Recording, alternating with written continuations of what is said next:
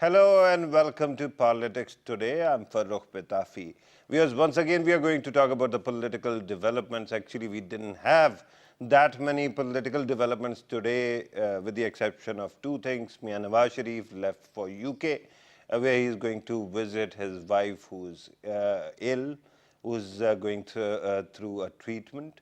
On the other side, Imran Khan also addressed a media conference where he fulfilled his promise, where he had said that people who sold their vote in the Senate election will be expelled. Today, he named the names and he demanded he said that he has sent a show cause notice to those candidates, and he's waiting for the answer. If they don't give a proper answer, they will be expelled.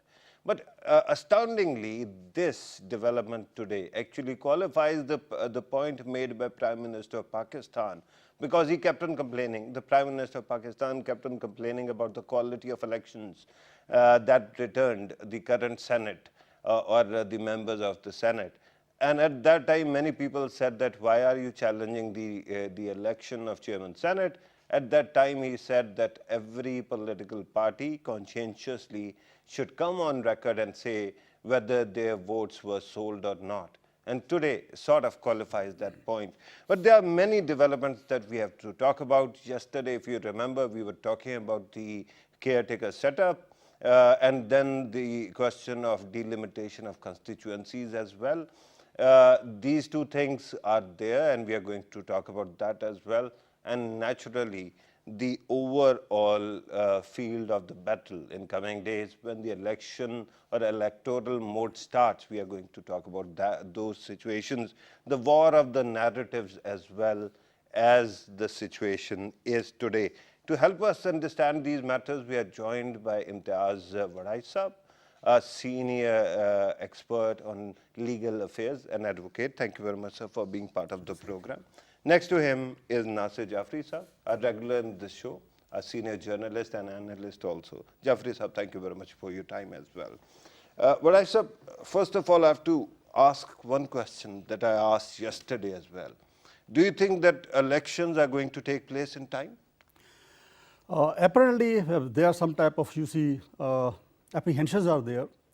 Some people are talking about that maybe there will be some issue of delimitation and some other things. Maybe people start demanding about process of accountability should take place first, and thereafter election should be conducted. Yeah, but there is no provision for that in the Constitution. But my point of view is that the elections will be on time.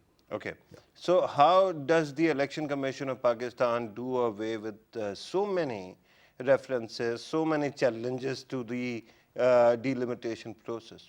Because they are only human and they have a limited time window, and they have very limited human resource as well. And there is a huge pile of cases regarding delimitation. So this is, yes, I understand and I agree with you, because this is a big test for Election Commission of Pakistan and their capability and their capacity, whether they are in a position to resolve all these issues. But in that case, if Election Commission feels that it's not going to arrange all these type of delimitation activities and then conduct elections on time, then they have to send certainly a reference to the Supreme Court of Pakistan to get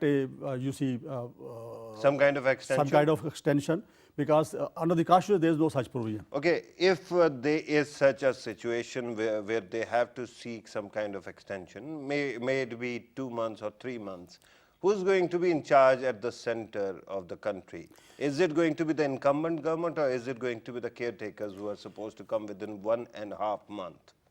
Yeah, I guess that the Constitution is very much, clear about the time period of Parliament, means National Assembly, right, which is going to be, dissolved by the end of May. So if a reference is sent by Election Commission of Pakistan to the Supreme Court, it all depends upon the summary of that reference, whether they will request to the incumbent government to continue for some more months. But I guess that there is more likelihood that they will recommend for extension in the period of caretaker setup, I guess. That is quite interesting. Nasir Jaffary Saab, your take on these matters. Do you think that the elections are going to take place in time? I fear, as I had discussed this issue last time in the same program when I came here, there is. I still fear that the elections might be postponed. Okay. How much postponed? For I think by until end of this year. Okay. You're talking about December, because yesterday I had a guest who was a lawyer as well, and he kept on saying that maybe the extension that may take place might be up to September, and one can understand September is a plausible date, right, or a month. But December becomes too far-fetched, no? No, I mean September is if the caretaker setup comes by end of May, then it will certainly take 90 days required in the constitution. Yeah. So it will already be August. So there are 2 more months left, and there are so many problems involved at the moment. I have been saying it all along that the delimitation of constituencies, references filed against delimitation, reservations of the people, especially people from Karachi. There have been quite serious reservations about. I mean, you'll have to tackle all these issues. No, but you have to realize that the number of references or cases might be in thousands. Yes. Over 1,000, but the number of constituencies remains limited. So there is a possibility that those cases might be heard together. Yes, right? They might be clubbed together. So they can sort of do it, can't they? They can, but we have the problem of the time frame. We have this problem if Election Commission will be able to sort out these references within a specific period of time. Okay. As Imtiaz Saab said, there is a very strong likelihood that Election Commission may refer these references to the Supreme Court, with certain recommendations, certainly. If they fail to do it within the stipulated time. Yeah. I don't see any, I mean, sinister thinking or a move behind postponement of the elections. So if there is a postponement of the elections, who's going to be in power? Is it the incumbent government or is it going to be the caretaker? What I think is that the Election Commission will certainly refer this matter to the Supreme Court, or they will decide about it, because they would certainly not like to get indulged in any sort of controversy, because ECP. ECP. No, ECP, you know, if the two government, the government and opposition fail to come up with the names of the caretaker setup, then the name goes to a committee, and if that fails, then it goes to ECP. It doesn't go to the Supreme Court. Initially, I think that the opposition and the government will certainly agree on a name, because there have been so many names which are in circulation.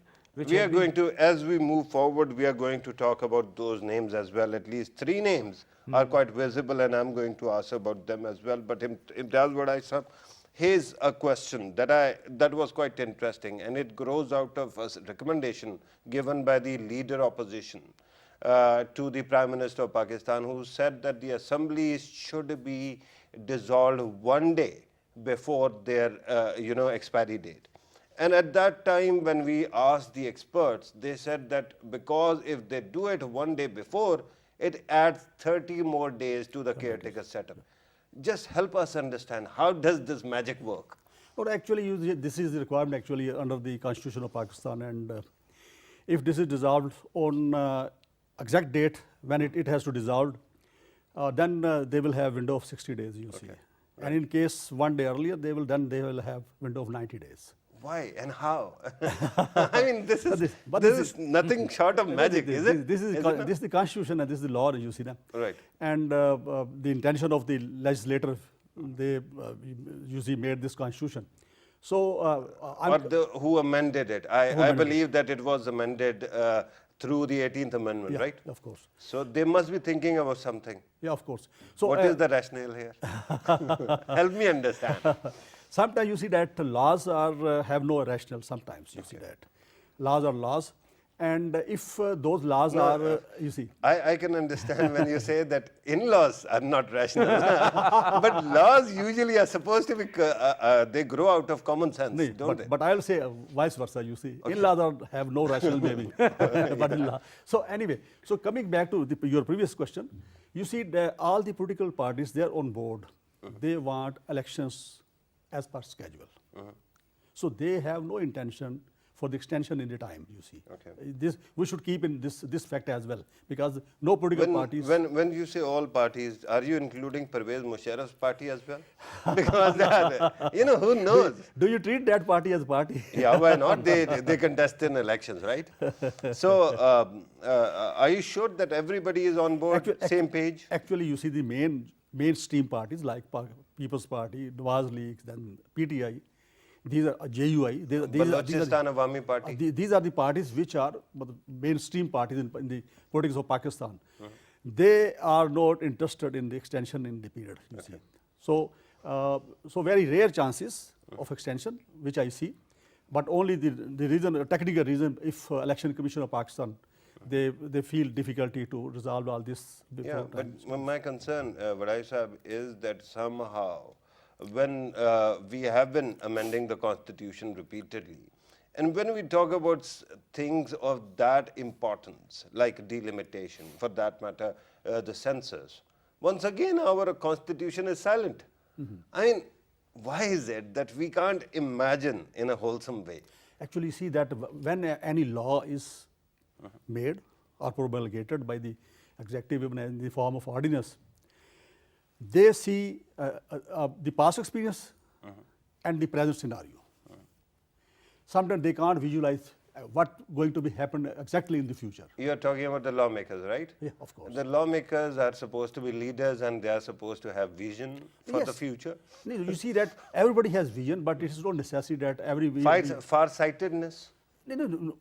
Actually, you see that I must say that they honestly and fairly they try to visualize what is going to happen in future and what are the requirements of future. But you see that there are some you see limitation in the human judgment and about vision about and future. we are talking about multiple people. Yeah, we are talking about an entire house. We are not talking about one person or two people. Of course. Does it surprise you that they never thought that delimitation could actually hold up the election process for some time? Well, I believe they must have actually deliberated on all these things. But as Imtiaz Saab just said, that there are so many people, so many minds. So no, with due respect, here's the concern. There is a narrative going on in this country. And usually what happens is there are lacunae in the law. And whenever the matter goes to the Honorable Court is supposed to actually interpret it. When it does, some party has to stand up and say, look, I am the victim and they are not doing justice, right? The point is, you are the lawmakers, you can make the laws and you can make them wholesome, holistic. And then there won't be any problem because nobody will have to go for an interpretation. Well, Bidhafi, what I believe is that when we make laws here, we are most of the time, many of our lawmakers are usually driven by their own vested interests.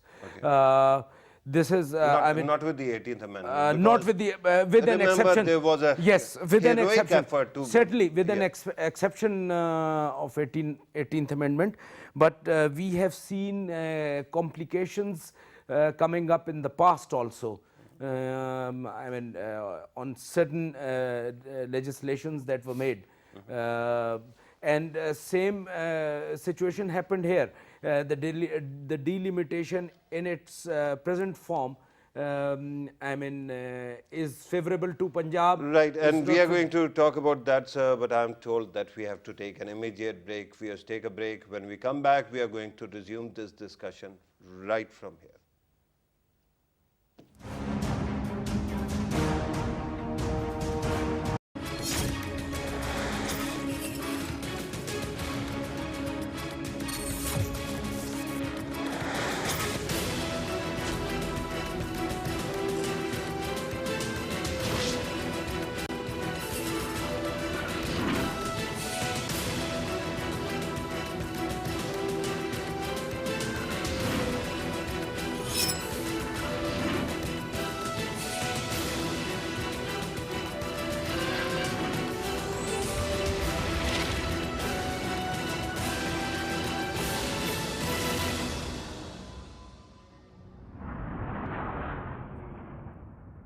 ही आते रहे और बल्कि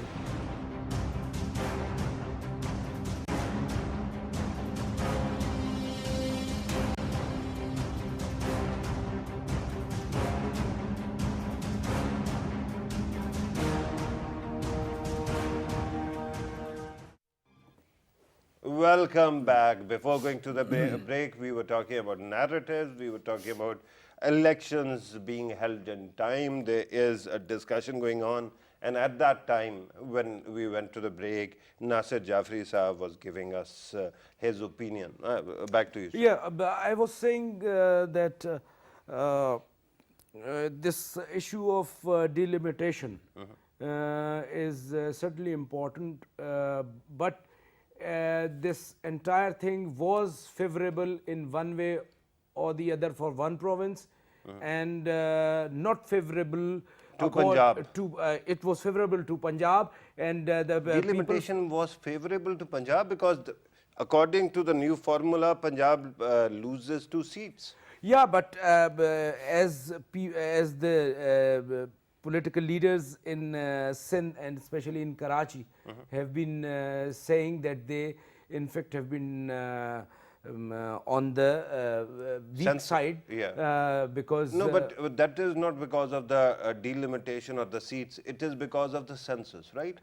Because they thought that their population has not increased proportional to the rest of the country. Even they have serious reservations about delimitation also, about certain constituencies, and they have been asking government to look into this problem. Yeah, but then that won't be inter-provincial issue. It will be intra-provincial because they're talking about their local constituencies, right? Yeah. So delimitation has to be local. When you talk about census, it becomes a regional issue. I mean, census came afterwards, but which actually before the delimitation. It yeah. did. But regarding that, we are going to talk about rest of it as well. But let us now try to actually come to the names of people who are being considered for caretaker Prime Minister Warriach Saab. One name is of Justice retired Tasadduq Jailani. One is Ishrat Saab, the former Governor State Bank. And then Razak Daud Saab, the former Commerce Minister during Pervez Musharraf's time. He has also been nominated. But they are nominees of PTI at this moment. Why is it that other parties are not nominating people right now? And what do you think of these 3 names? actually these 3 names, like if we talk about Ishrat Hussain, Dr. Ishrat Hussain, he's very good name and he has very good.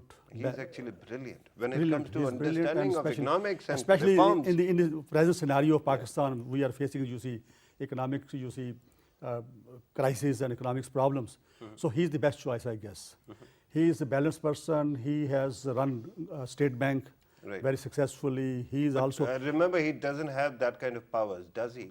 When he becomes a caretaker Prime Minister, especially when he is going to be there for 60 days. Yeah. His post usually is supposed to be a lame duck post because ECP controls the rest of the country, right? Yeah.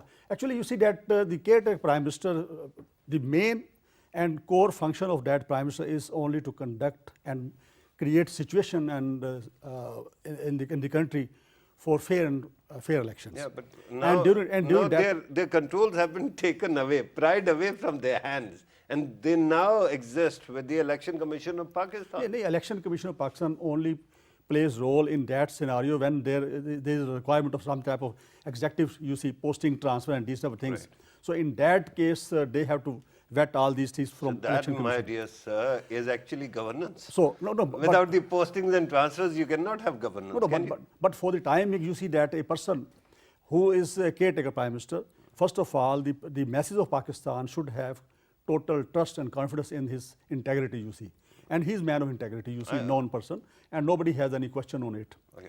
And Razak Daud, he's a good businessman, and he has also a good business empire and very successful, progressive businessman, and he's also a good name.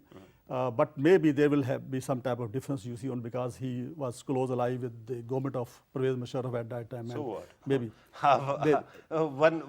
One sixth of the cabinet, current cabinet actually comes from Pervez Musharraf. It doesn't matter. No, but I mean, these are three people that you and I can trust. Anybody can trust, right? Yeah. But what about Tasadduq Jilani Sahab? Because last time I heard his name, it was Imran Khan standing on a container telling Justice Tasadduq Jilani that I don't trust you and you shouldn't be the chief election commissioner. Yeah. And now his name has been presented by the very same party. Yeah.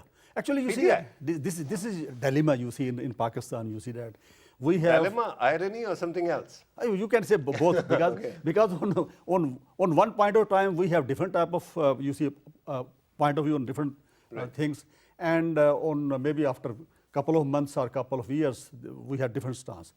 So at this moment I guess that the most favored person, if I Only may three be, names I may be allowed to among these three people, I will certainly say that Dr. Ishrat Hussain, because he will command more trust and favor from all the circles of politics in Pakistan. But remember, the argument you used to disqualify or sort of, undercut Razak Daud Sahab also applies to Ishrat Hussain Sahab because he was the governor of State Bank during Pervez Musharraf's time, if you remember. So that becomes a problem there as well. No, you see that we have to see that Razak Daud is an entrepreneur. You see, he's a businessman. Right. So whatever he is doing or he has been doing, you see that he was doing for his own business.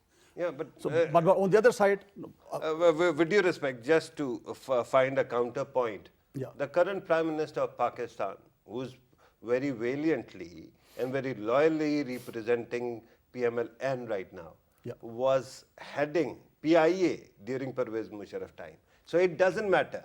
You might be associated with the government, but in the next, you can have your own opinion. no, let me complete. Yeah, please do. Yeah, actually, you see that I am looking or I am trying to identify the areas because Razak Daud, he's a businessman, you see. No?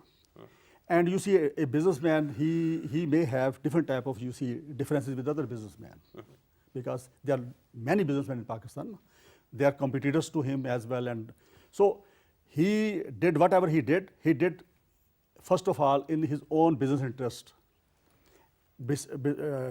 Beside being the member of the cabinet of Musharraf. Okay. Whereas Dr. Ishrat Hussain, he is a professional man, he is a technocrat, and he was a professional, and being professional, he was treated as a good professional, and he ran the affairs of, State Bank very successfully. Yeah, and even presently, you see that he is heading IBA. Okay. Okay, Right. and he has. And he was heading a reform committee as Yeah, well of course, of bureaucracy. course. That hasn't been able to introduce the kind of reforms.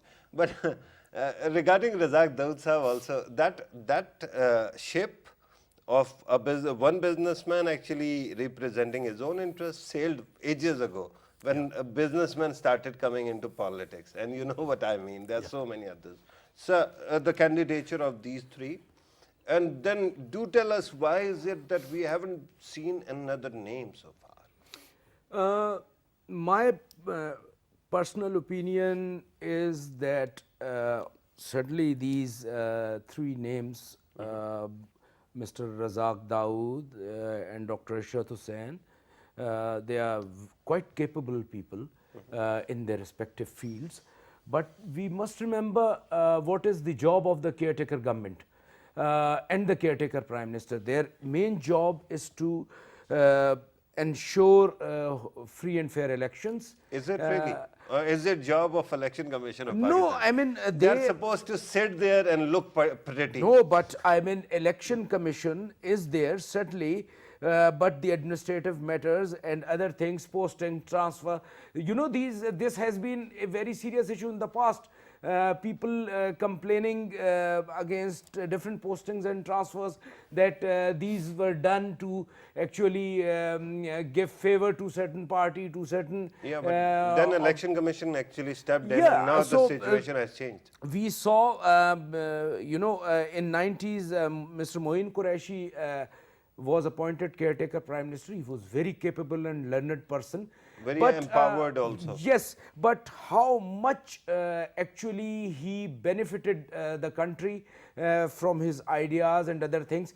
When his term was over, a new government came in, and they actually started implementing their own policies. Yeah, so I think my personal opinion is No, but that that is a very interesting point, because recently Dr. Ishrat Hussain also gave an interview to Newsline, I believe, in which he says, when he is asked about dictators being pro-reform and politicians not being so, he said that the problem with dictators or anybody who hasn't come through the democratic process is that they don't have political legitimacy.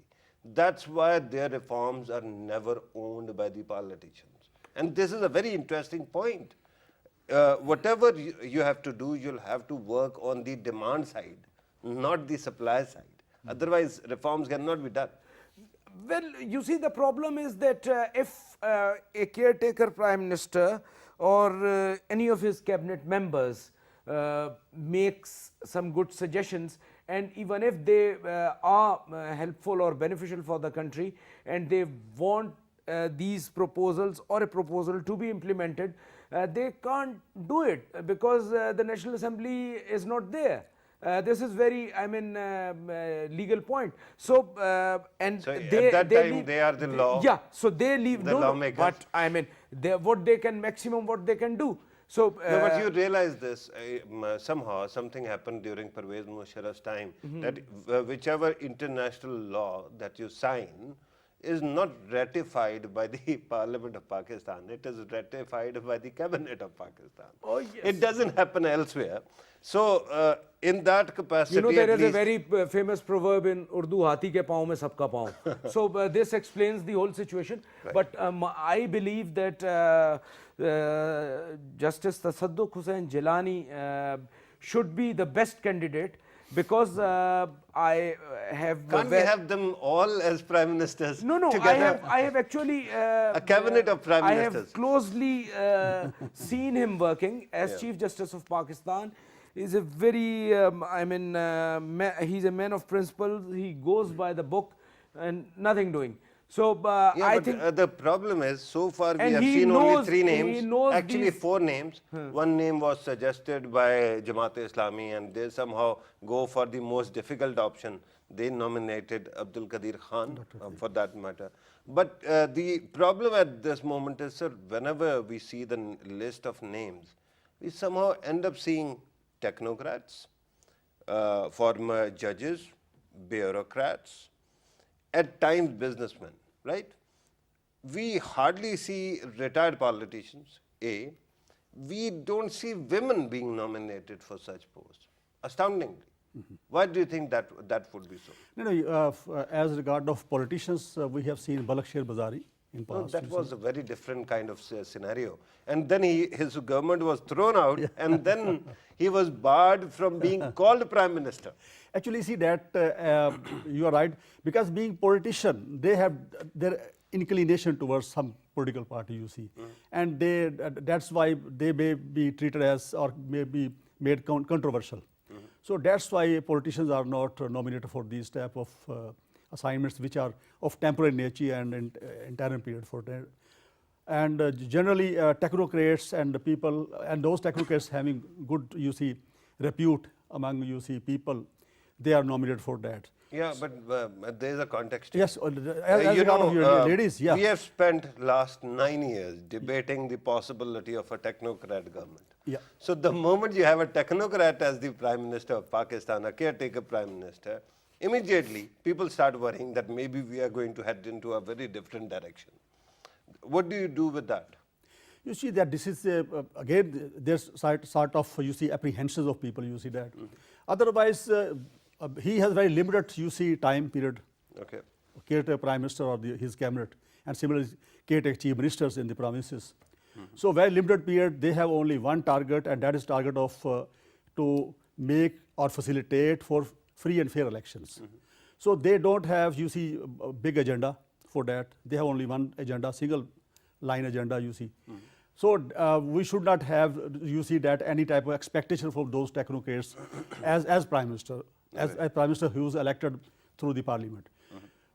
They are only in charge of the, you see, interim period. Right. So that's and why day-to-day affairs. day-to-day affairs, day-to-day affairs, and you see they can't involve in long-term policies and these type of things which have to be, you see, that ratified by the Parliament later on when the Parliament will take over. So so that is a very simple task. You see, on one side, Election Commission is there. Election Commission has to, you see, take all the steps and measures to conduct free and fair elections, and all the arrangements should be, you see, smooth arrangements. There should not be any flaw in that. Right. And the caretaker Prime Minister has to deal with day-to-day affairs. That is Right. simple. And Jaffary Sahab, if you want to add something to it, please go ahead. Then I have another question. Yeah, I think this is the situation on the ground. The caretakers always come with one-point agenda. Okay. That is to hold elections. Okay. Thank you very much for clarifying that. I mean, It could have been anything. I mean, I'm just endorsing what both of you have been saying. No, I have been asking. You have been saying. So this is basically their job. And as far as a very interesting point that you raised was that why not a women? Yeah. I think there was one name in Asma Jahangir's circulation. name. No, I read it somewhere, though it's not, I mean, very authentic. For the current Dr. post? For Dr. Shamshad Akhtar's name Okay. was also in the air that among these four people. Okay, I didn't see that name. No. Who was nominating her? Which They- party? Actually, they are. There is an effort to get a consensus, like they are discussing other names also. Right. So this was also one of the names which was under consideration. Okay. So I think there is I mean, no. I'm really. It doesn't make tired any of difference if a seeing- woman is appointed caretaker prime minister, like Dr. Shamshad Akhtar. She is a very capable woman. Last And time she has a proven woman it. was nominated, Imran Khan actually went out of the way to actually confront her, and that was Asma Jahangir's name. And now she is no more an issue. But because she is was no also, more here. I mean, she was a very learned person. I would She was say, I mean, brilliant, no doubt she about was no doubt, and she and a person of honor and integrity. Great integrity. She was I a don't great doubt woman. that Yeah. at all. Yeah. Now let us talk about what Imran Khan has done today, sir. He has issued show cause notices to 20 of his MPs, and the argument is that somehow they sold their vote during the Senate elections. Now there are two questions that come to my mind. One, because earlier Prime Minister of Pakistan was saying that something of this sort happened, right? And everybody else was saying it didn't happen. And then the Prime Minister said that based on your conscience, come on here and tell us if nothing of that sort happened. Now Imran Khan Sahab actually comes on here and says that this happened. Doesn't it actually qualify the Prime Minister's position? This is one question. The second is, if these lawmakers are fired for some reason, the party can de-seat them, the Election Commission of Pakistan can de-seat them, NAB can arrest them. I mean, corruption is corruption. What happens, or what will be the status of the Senate elections that have taken place? Actually, you see that this is not a new allegation in the Senate elections. It's not first time happened. In past, it was, you see, you see, people accused on it, and they said that they have, you see, bought the votes of the, you see, members of provincial assemblies, and so that always happened in past elections as well. But this time you see that the main thing is that the results of the Senate elections were quite surprising in some areas, like in Punjab you have seen that one of the Sadi Sarwar actually managed to he was win. elected. Yeah. And similar thing happened, you see, in other provinces as well. Khyber And, Pakhtunkhwa People's Party is, you know, yeah, senator, they have also female they have senator also. one. Yeah. So, of course, yeah, this is a big question mark.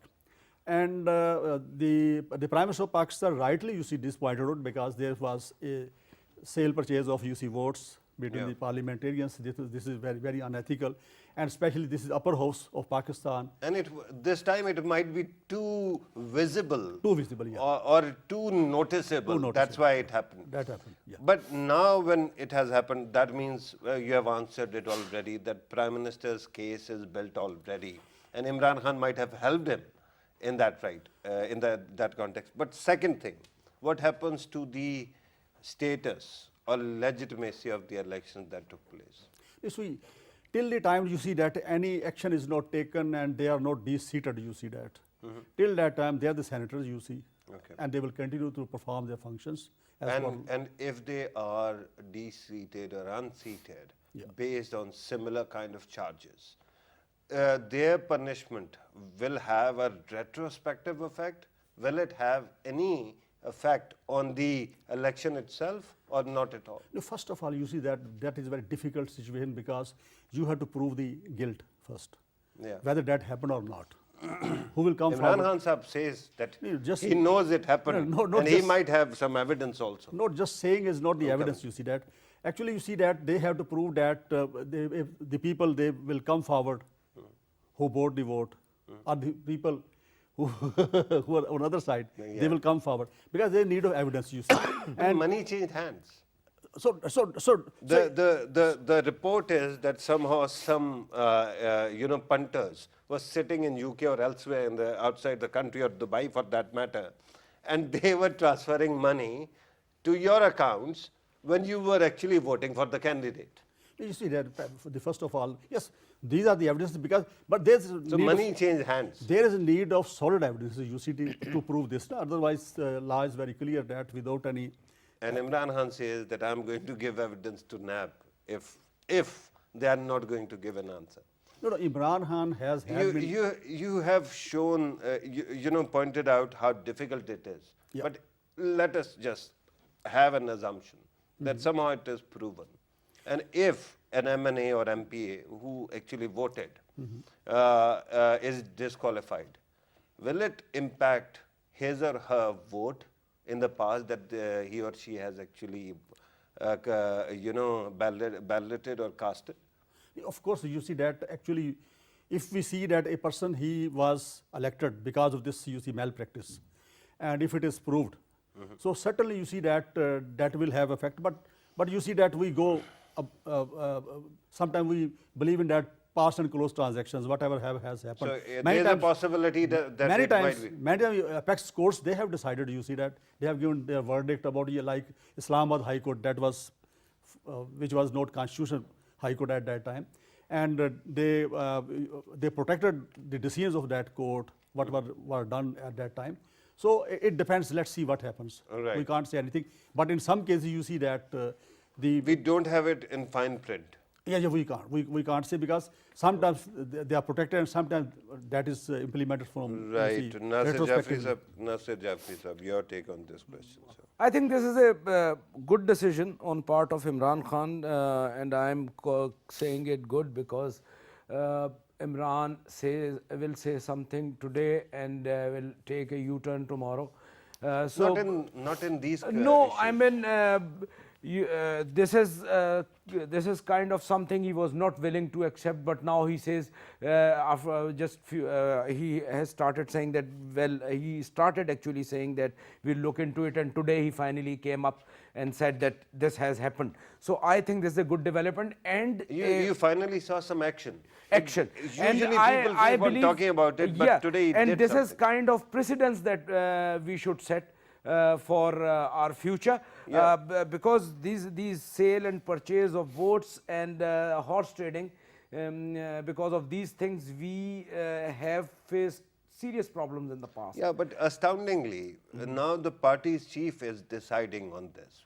Actually, is it not the job of Election Commission of Pakistan and the criminal justice system to Pitavi, take care that somebody doesn't get bribed You and are- you don't sell You your are votes? right, but the good thing is that at least he has taken notice of this thing, and I'm all praise to Imran Khan and the Prime Minister and everybody who has actually been committed on this cause. My question is, there are professional bodies, there are institutions which are supposed to take care of these matters. Well, it certainly you are right, but it has actually become a rhetoric or a cliche when Cliche. our because when our politicians say that there is a need to have at least some good reforms in the election commission, you need to have a neutral and independent. That is why it is always said that you should have an independent election commission, neutral election No, that commission. is true. But remember those days These, when we I were, mean, these things when are taken up by our- the election commission when- only when they are. Jaffary sir, when your and my peers on television were telling us that the rate for FATA vote is somewhere between 300 million per vote, didn't it shock you, and didn't you think that it should be investigated? It should be. I think election thought that, commission. right? Yes, you are right. I So think election commission institutions should don't take- work on that. Huh? Institutions don't follow up on that. Politicians will have to take care of it. Unfortunately, this is the kind of situation that we are facing. Politicians are taking care of these things. I mean, this is job of the election commission Right. to take care of these things, and they first have to ascertain as to how many people and who were the parties which were involved Yeah, in but, these selling and but purchasing. we have this habit of jumping to the last resort. For example, Election Commission of Pakistan, and that too at the center, the top apex body, or for that matter, intelligence agencies. Nobody talks about FIA. There are other agencies whose job it is to actually investigate these matters, but we don't actually think about them. Is it not their job to actually take care of these matters? It is white collar crime. You are right, but I mean, FIE also needs to be reformed. Well, this is 70 years into our existence, whatever stone we actually pick up, Yes, we realize actually, this is whatever the is problem. falling, whatever is under it has to be reformed. This We is the haven't problem, and reformed this is anything. what I say, that only you can get rid of these things only if you have strong institutions. If you have capable people sitting in your institutions, good people with clean record, they are Right. sitting there. But unfortunately, this will be a repetition. But we have seen in the past, in the recent past, that the people with certainly a doubtful, credentials, Redoubtable, yeah, they have been coming character. to the parliament. Very quickly, Vadai Sahab, if you want to add to this, I have to close the program. Yeah, actually, you see that from my point of view is this, that now systems are, you see, strengthening day by day. I'm very much optimistic about that. Like you see that NAB is taking up the matters, and you see that different bureaucrats, they are being questioned and interrogated and investigated. And same practice, I guess that the present incumbent. So you're telling us that you are an optimist, right? Yeah. That glass is half full, it is not half empty. Yeah. It is what you're saying. I'm not sure everybody at this moment is that optimistic, because there, something weird seems to have happened to our imagination. It keeps on working in bits and pieces. It doesn't work holistically. We should be able to multitask things, should be able to take care of many things simultaneously. Doesn't happen. Sir, I'm told that we have to conclude the program on the promise that we'll continue this discussion in another program. Imtiaz Vadai sir, thank you very much for your time. Nasir, Jaffary sir, thank you very much for your time as well. Viewers, you have listened to our participants, of course. We have tried to cover as much ground as possible. We have talked about caretaker setup. We have talked about the possibility of elections being delayed or not being delayed. And then we have talked about, sale and purchase of votes as well. The problem ends where it starts, and that is with the imagination. Usually states and governments have the capacity to multitask. Somehow it happens in this country that whatever department we talk about, we hear people telling us that we have to start reforming it. We haven't done it yet. We will do it. So that should worry everybody. Let us hope in coming days we can see the kind of multitasking that is needed. This was today's program. Thank you very much for watching us. Take care.